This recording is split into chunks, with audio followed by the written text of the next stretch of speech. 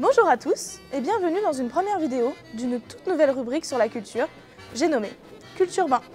Nous sommes dans le 18e arrondissement, à la butte Montmartre, et nous allons vous parler de la sculpture du Passe-Muraille.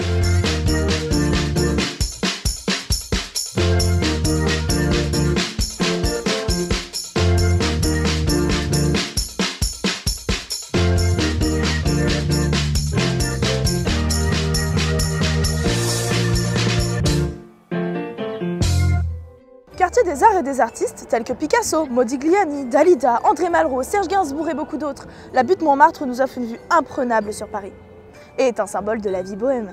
Connue pour ses rues étroites, ses longs escaliers, elle est aussi très connue pour son nombre de monuments et lieux célèbres, comme la basilique du Sacré-Cœur, de nombreux théâtres, comme le théâtre des Abbesses ou le Moulin Rouge, les musées, les œuvres d'art comme le buste de Dalida ou encore la place du Tertre où de nombreux peintres peignent le portrait.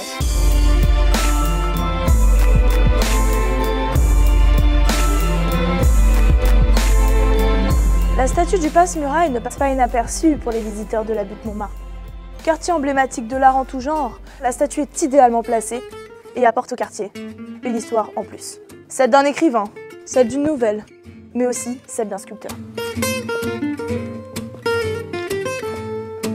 Cette statue en bronze a été pensée et réalisée en 1989 par Jean Marais, acteur et sculpteur français. Elle se situe devant ce qui était la maison de l'écrivain Marcel Aimé. Le Passe-Muraille est une courte nouvelle fantastique parue en 1943, œuvre emblématique de Marcel Aimé, où se rejoignent fiction et réalité.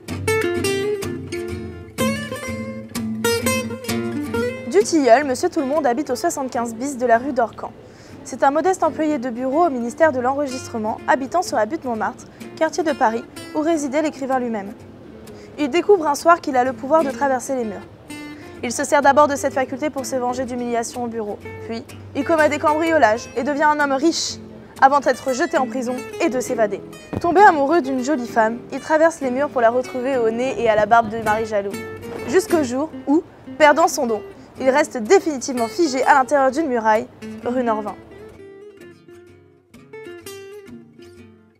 Et c'en est tout pour ce premier épisode de Culture Bain.